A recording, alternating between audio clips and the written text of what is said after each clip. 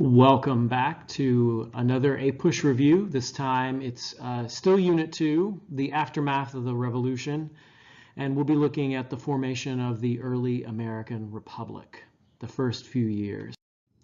In the beginning were the Articles of Confederation. It's America's first government, written during the Revolution, and based on their political history with England, as well as on their understanding of what good government should look like, so Enlightenment ideas.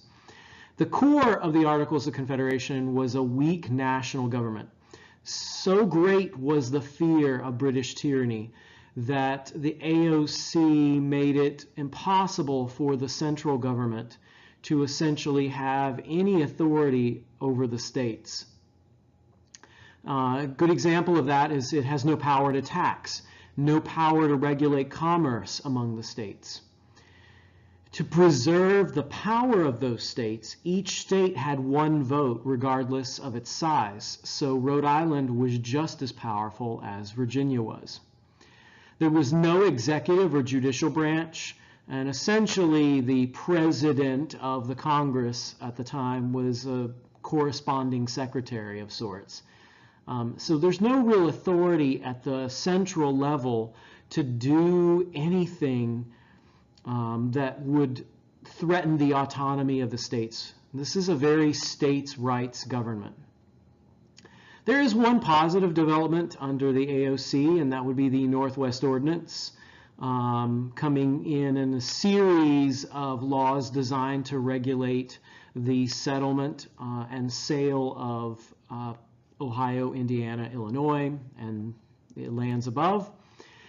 This Northwest Ordinance borrowed extensively from American experience in preserving the rights and, expected constitutional obligations of the people living in the area. So, for example, freedom of religion is woven in there. The Northwest Ordinance provides for a new way to admit states. So as soon as the territories under its governance are organized with enough folks, there is a process that triggers them becoming a new state. One signal development, incredibly important development under the Northwest Ordinance, was that slavery would not be allowed there. And of course, we see from our point of view now, aha, this is the beginning of a split between the North and the South. They don't necessarily see it in that way. However, it does lay the groundwork for a sectional division where the North will not have slavery and Southerners will. The second government of the United States, the Constitution, came into being in 1787, 10 years after the Articles were written. And this second government was based on the experience with the Articles not being an effective government. So everything that's wrong with the Articles gets fixed in some way in the Constitution. So there's more shared power between the national government and the state governments, rather than the state governments having all the authority. The rights of the states and the rights of the people living in those states would be protected by limiting the federal government. So even though they share power, the federal government has limits on what it can and cannot do. At the same time, federal power was to be supreme. There needed to be a sort of final authority, and in that case, the federal government would be it. That would hold the states together and be the final arbiter of decisions. Plus, in the future, if this government ever needed to be changed, there would be a process for amending it. And that was something that was very difficult under the Articles. So the new government that comes out of the revolutionary experience will be a lot more like the British system, but it will have limits and safeguards to preserve the powers of the states. Here is just sort of graphical illustration of some kind of powers that are shared and some powers that are separated. Notice that a lot of what is reserved for the federal or national level are things that would cause us to have to work together. A military force in case we're invaded. A system of establishing post offices and postal roads so that we have a uniform way of communicating news and sharing information. Standard weights and measures, so people in Virginia can't cheat people in North Carolina by having faulty weights. Copyrights and patents. Things that they can do in common have to do with taxation. Both can have courts. Both can regulate commerce, though there are some differences that states cannot regulate commerce between each other. They can regulate commerce inside of them. Borrowing money, punishing criminals, those sorts of things.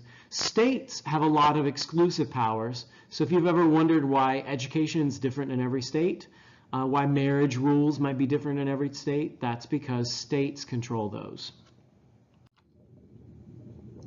This Constitution would not have come into being without a series of important compromises between the interests of small states and large states, between southern states and northern states.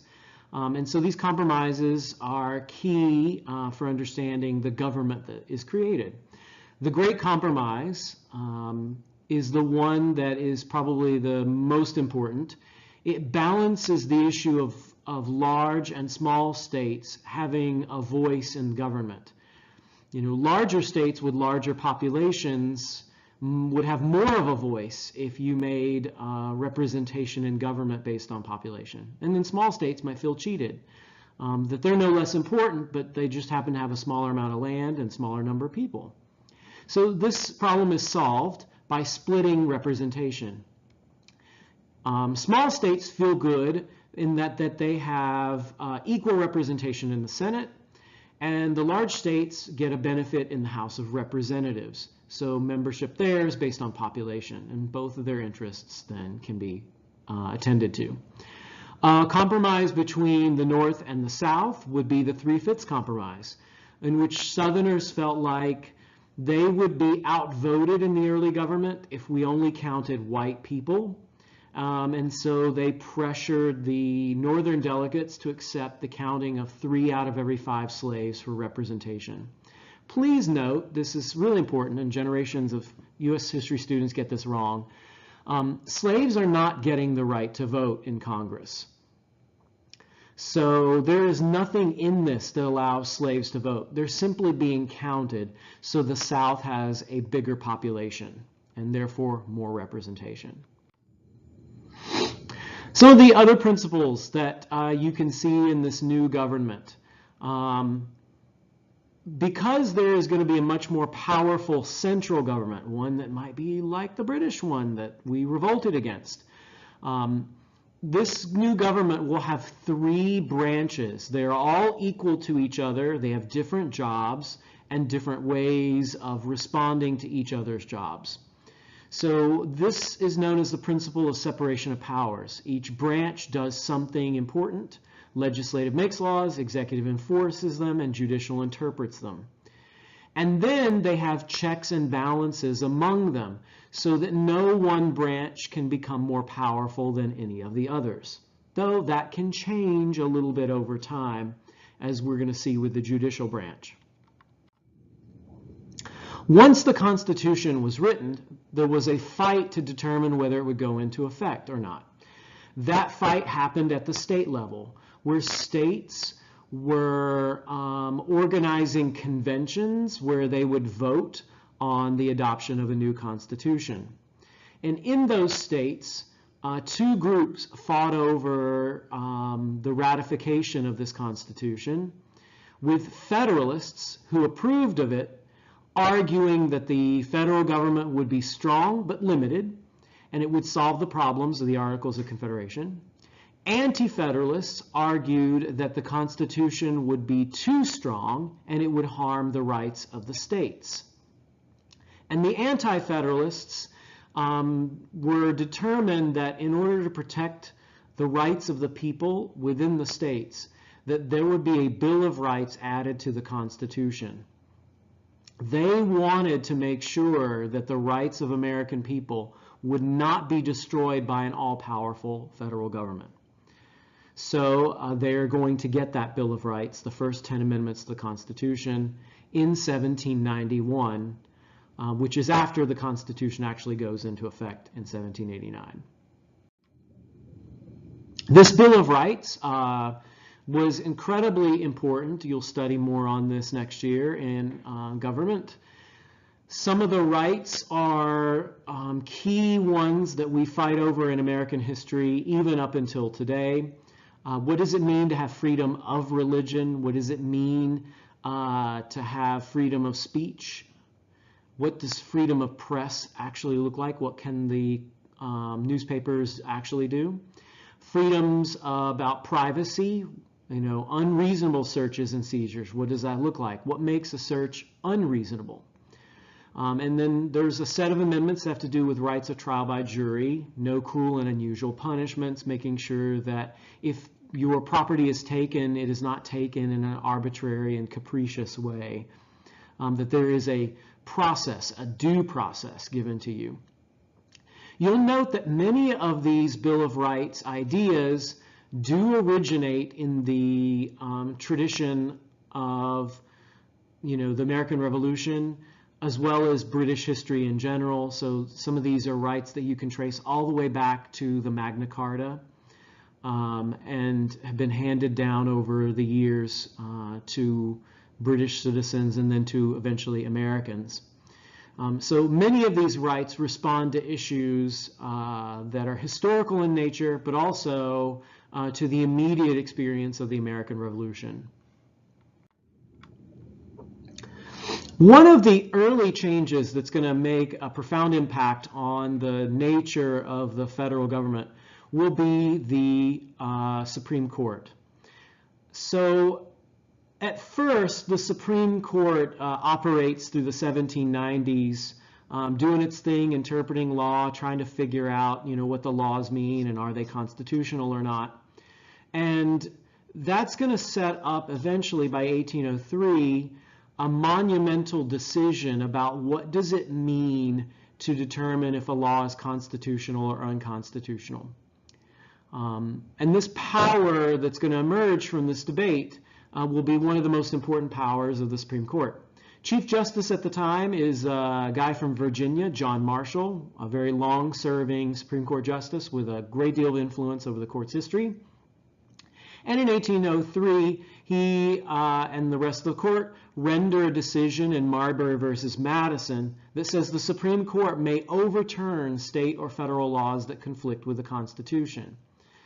The ins and outs of this decision are kind of complicated. You'll study them next year.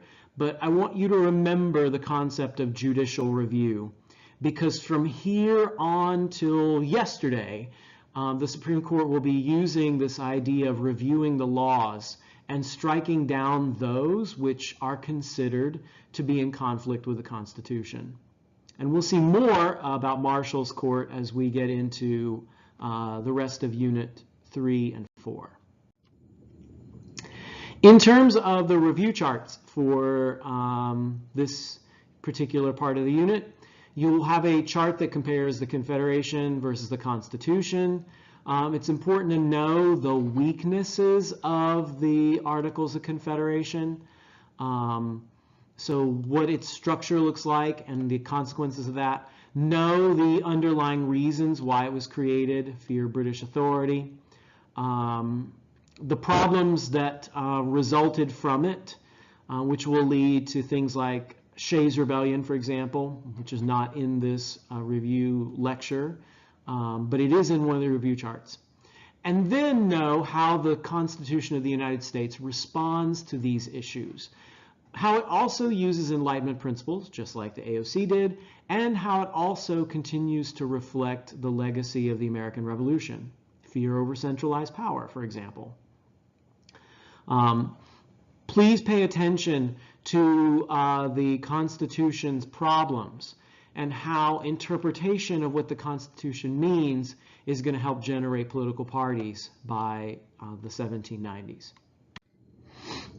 Second chart for review is the chart of early American conflicts, and the big one is going to be in this particular section here, right, Shays' Rebellion.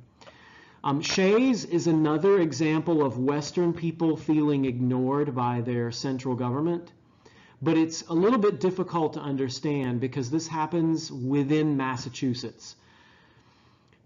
In Massachusetts, there was a tax increase to help pay off revolutionary debts, but that occurred in the middle of an economic recession that went from 1785 to 1789. So frontier settlers in Massachusetts were feeling not only ignored by their government, but they were feeling cheated, that they were being foreclosed upon in their farms, and many of them were revolutionary soldiers. So they're thinking to themselves, why did we fight this revolution if I'm going to lose everything I've got? So they stop the courts, and then they start using violence against the government. So this happens entirely within Massachusetts. Massachusetts puts it down. But here's how it connects to the AOC. Federalists and those people who want a stronger government point to Shays' Rebellion and they say, if we had a stronger central government, then rebellions like this wouldn't occur. And if we don't get a stronger central government, there will be more rebellions like this in other states. And in fact, there actually have already been conflicts in other states, particularly between poorer folks and wealthier folks. So the Federalists use the Shays' Rebellion episode as an example of why there needs to be a stronger central government. And in fact, in the Constitution, there is a provision of the Constitution that reflects that Shays experience. It allows the federal government to put down domestic rebellions, like Shays, for example. So please pay attention to both of these charts. That's it.